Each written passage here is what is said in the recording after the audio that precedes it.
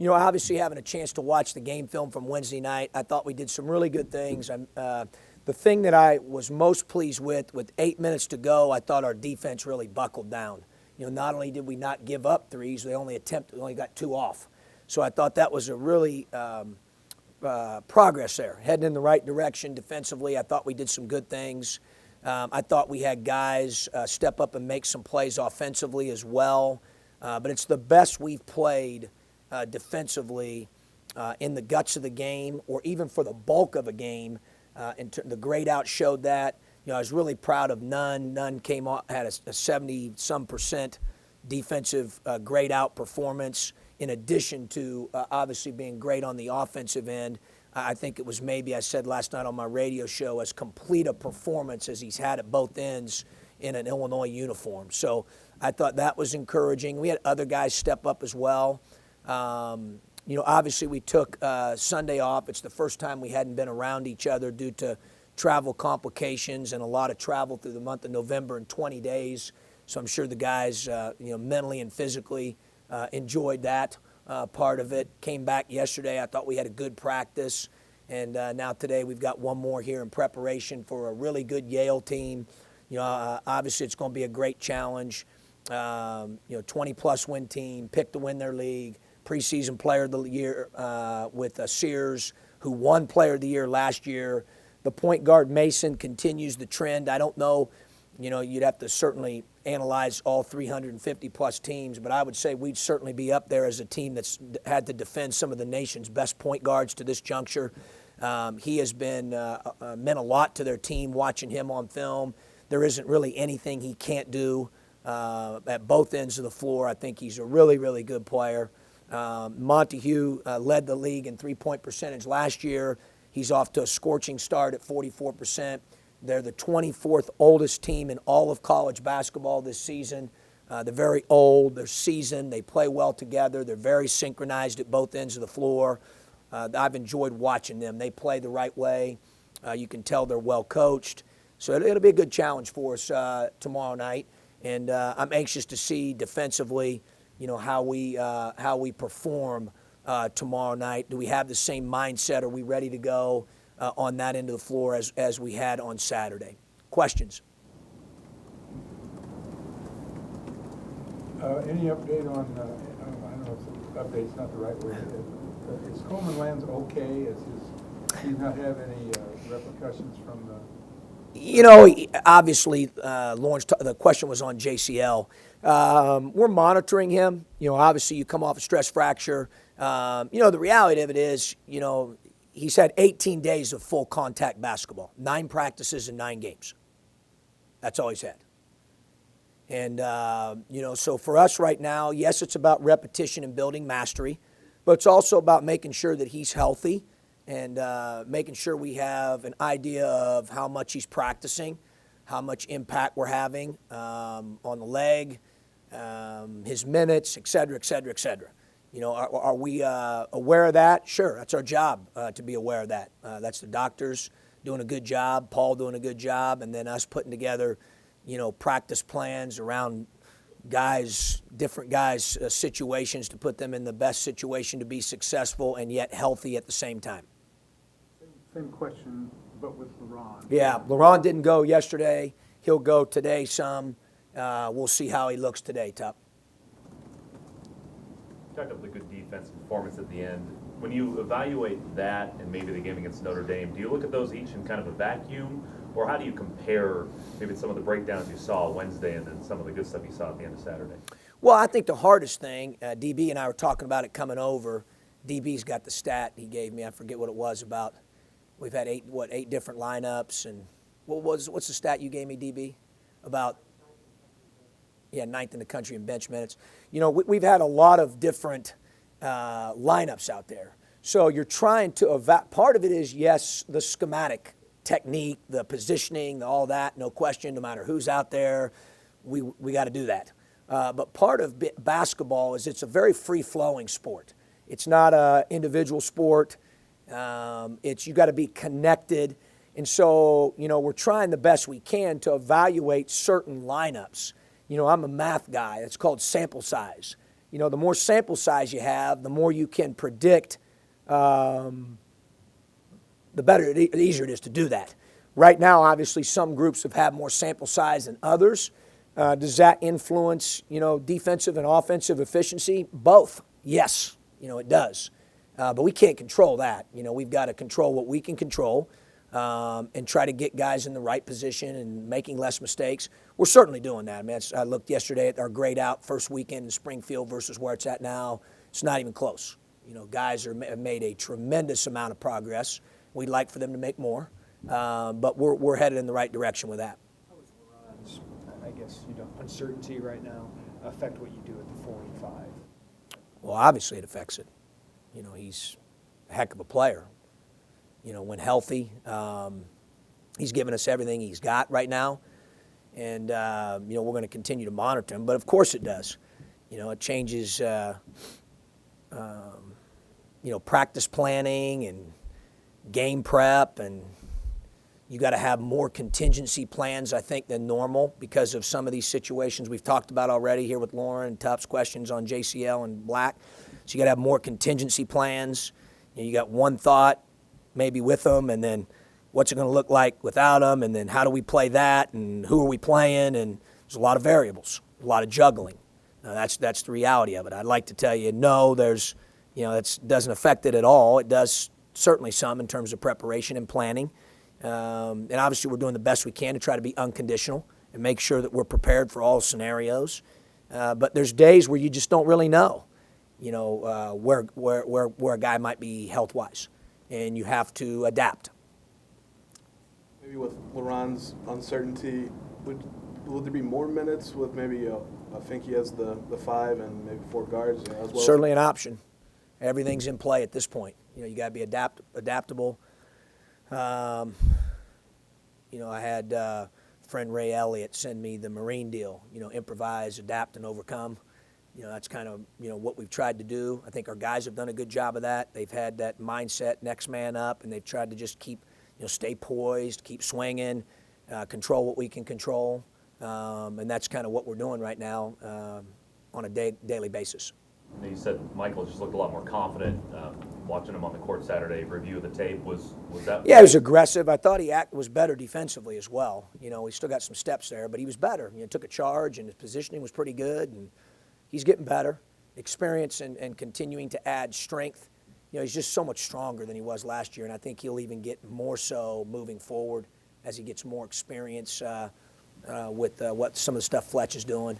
But he obviously played well at both ends of the floor on Saturday. So we got to continue to see if we can keep moving him forward.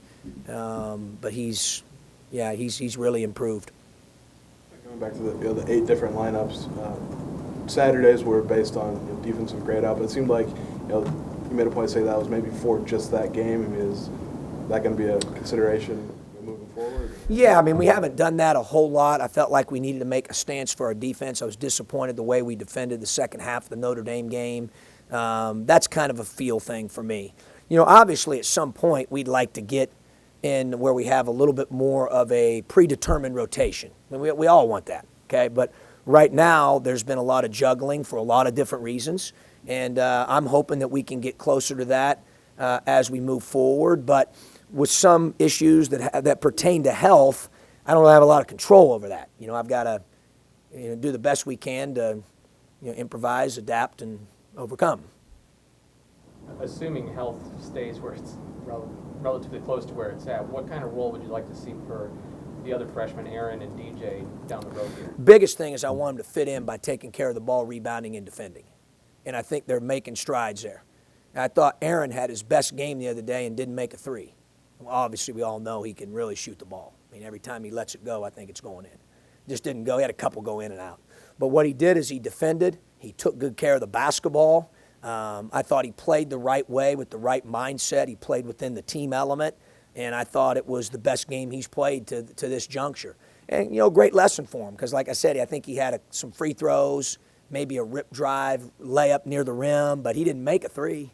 That's kind of what he's known for. So, but it's a good lesson for him that there's other ways to impact the game, and he certainly did that on Saturday. He was a a big part of our win. You talked about making a stand. With some of the things you're trying to do with the lineup, how difficult is that to balance when you only have a certain amount of guys? It's hard, yeah. It's but felt like we needed to do that. At this point, my deal, Jeremy, is I just want to play well. We got to get to where we keep making progress and we play well. We've done that at times this year.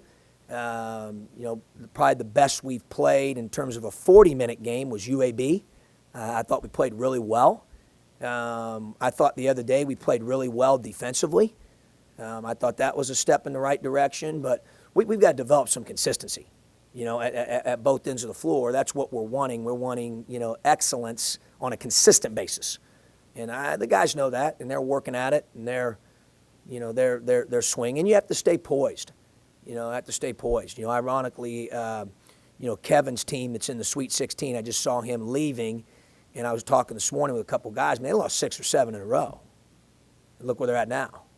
They stayed the course. You got to stay the course. You got to stay poised, and you got to worry about controlling what you can control, and you got to work every day to get better. And I think our guys are doing that. I really do. And they got to hold each other accountable to that type of effort, that type of attitude, that type of focus, that desire to get better. And as coaches, we've got to hold them accountable to that. We owe that to each other. Coach, you talked about another challenge at point guard. How much are you able to draw from the previous challenges, even though the players are different in terms of what worked and what didn't when you're preparing for this? Yeah, no, it's a great question, Derek. You can draw from it for sure. I mean, obviously Dunn, Jackson, Morris, Dallas Moore, Mason. I mean, we played some big time guys at that position. And that's gonna be good for us. I mean, it's challenging, but at the same time good. Obviously, we can recollect or think back of what we look like guarding those guys. But each team's scheme's a little bit different, so you just can't say, well, guard him like you defend him schematically like you did Chris Dunn or whoever. You have to take into consideration who else is he playing with, how do they play, what's their offense. I will say the one thing about their offense is you can tell they're the 24th oldest team. They're very synchronized. They run their offense with great pace. They know where each other are on the floor at all times. They're very, very connected. And as good as they are with that pace on offense, their defense nationally has been ranked here for several years. They're not easy to score on as well. They're physical, they're old, they're smart. Like I said, it'll be a good challenge. I sort of wanted to ask actually that same question, but I want to stem off of, you've played great point guards, but you've also, seems to be a theme that you play teams that can hit the three, and seem to hit the three against you guys. Yeah, no question, especially early. Yeah, they can shoot threes well. They've got a good interior player, really good interior players with Sherrod and Sears. And the guys that come off the bench are good as well. So we're certainly aware of that. But you're right. I mean, we've defended the three-point line better here. We did on Saturday for sure. We've got to continue to do that, especially in our man-to-man on Saturday. I thought it was really good. But you're right. That's been a concern, and it's something that we've got to continue to get better at.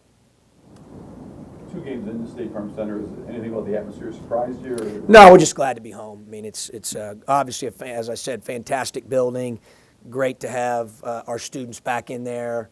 We're glad to be home. My wife's glad I'm home too, so that's a bonus. Happy wife, happy life. Getting the day off Sunday, did you maybe see a difference yesterday when the guys came back to practice? Sometimes it can go either way, Scott, to be honest with you. I mean, a day off, guys can take them a little while to get going. And I'm not talking about just this team, but in general over the years. Obviously, they're much needed from a mental and physical standpoint, but or sometimes you can come off that day off and feel a little bit fresher mentally and physically and kill it, But yesterday, I thought we were pretty good. We took some good steps yesterday. I thought we had a good attitude yesterday. Guys wanted to get back to work, and obviously we get a chance to play again tomorrow night.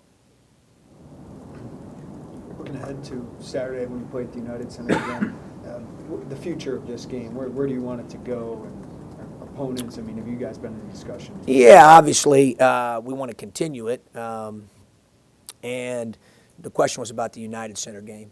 We want to continue it, and we want to try the very best we can to continue to, get great opponents in there on an annual basis. obviously with our schedule, a lot of that depends, Jeremy, on the given year. Meaning, like, do you go to Maui?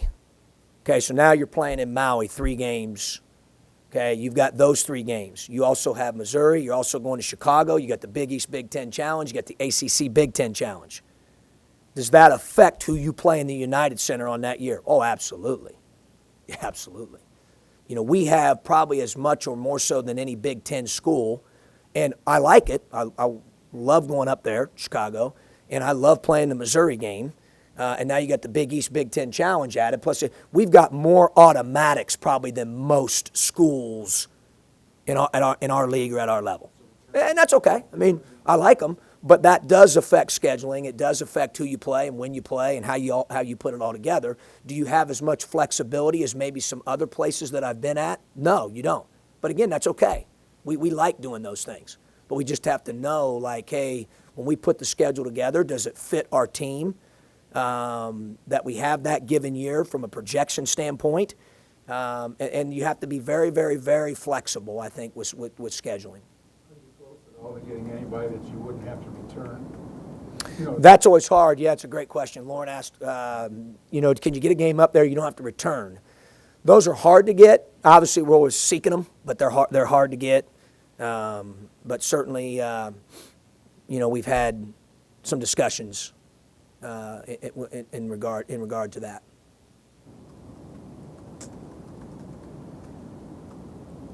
Phone lines. Brown's like, it took you 4 years to get to that point where you. Go ahead.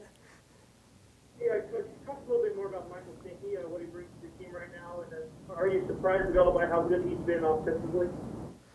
No, honestly, I knew it was a matter of time for him to do that in a game or games, hopefully games, because of how skilled he is on that end of the floor. I mean, he dribble, passes, and shoots like a guard at his size. That's very unique.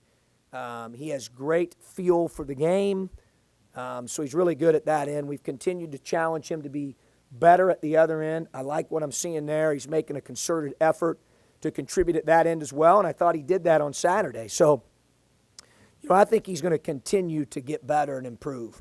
That's going to come with experience, and he's going to continue to get stronger physically, and I think he's a good player now that has a chance to be even better.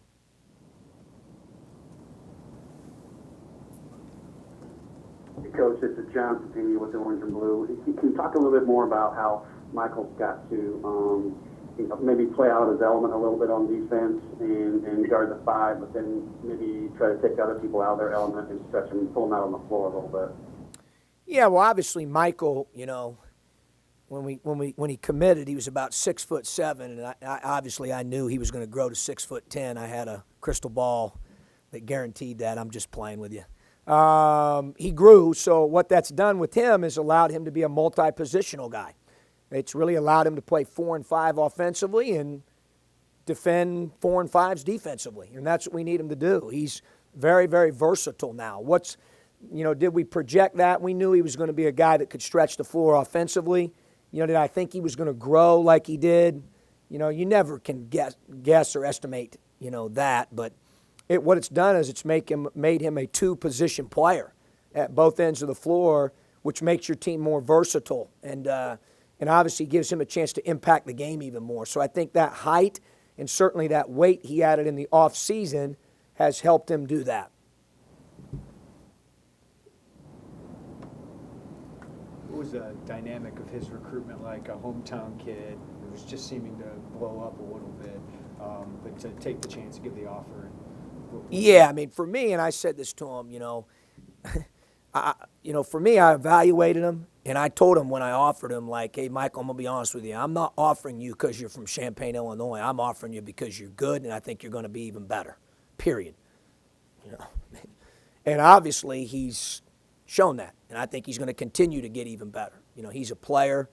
I think offensively, I saw some of that stuff coming. I'm proud of the fact he's making some progress defensively. He grew a little bit, 2.5+ inches. He's gotten stronger physically. But at the end of the day, his character, who he is as a teammate, his love for playing for his not only state school but hometown school. You know, that means something to him. You know, and I love that about him. I think he's very coachable.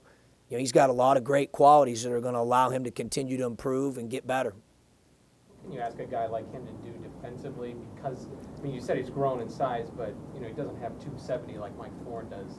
So what can he do defensively, can you ask him? Well, positioning, and his habits are getting better. You know, he does a lot. When he's off the ball, his positioning, his habits significantly better than it was a year ago.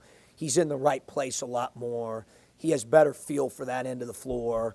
You know, control the things you can control. Your positioning, executing pick and roll coverage that we're in, executing post coverage that we're in. And he's gotten to where his habits are better in those areas, and that's why I think he's better defensively.